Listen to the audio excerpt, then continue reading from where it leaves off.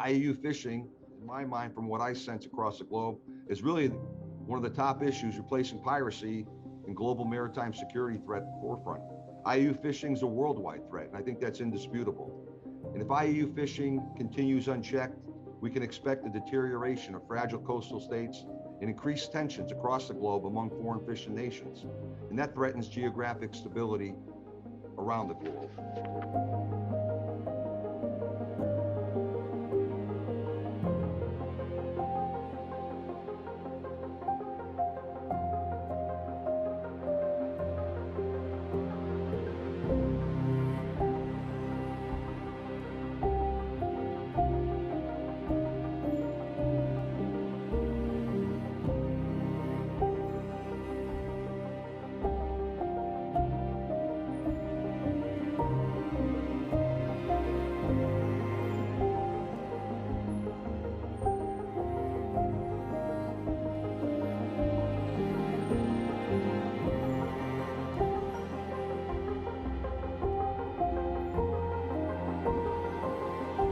Guyana has been the victim of illegal, unreported, unregulated fishing.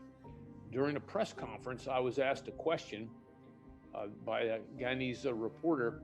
Can you talk about who the principal nation state or supporter of the illegal, unreported, unregulated fishing in Guyanese waters is? And I deferred that to my host because it's their issue. I was on the podium with the Guyanese Defense Force.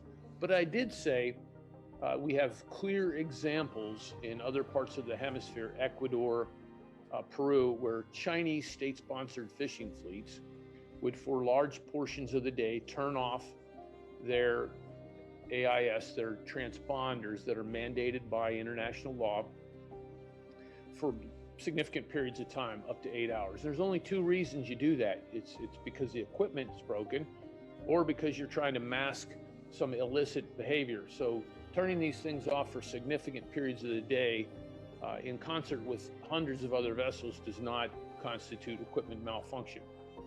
When we sit with defense leaders here in the hemisphere, and Ambassador Maines and I travel together, when we sit with these leaders, this issue, illegal, unreported, unregulated fishing, is in the top 3 threats that are raised by our counterparts consistently for all the coastal nations.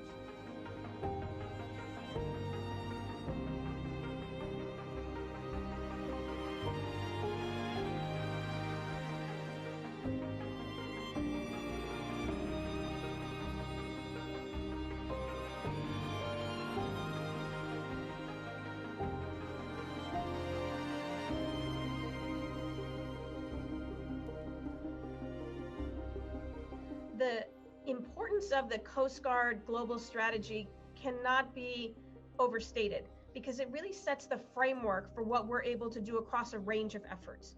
So for example, we have an ongoing operation with the U.S. Coast Guard Cutter Stone that's in a number of countries, including a stop in Montevideo, where there's a number of things happening of vessels going into the port of Montevideo. As we ramp up regional and international cooperation, there's a lot we can do in this space. And I think countries are so eager to work on it because, again, it goes back to each country sees this as a national security threat, as a sovereignty threat, and then a threat to economic prosperity.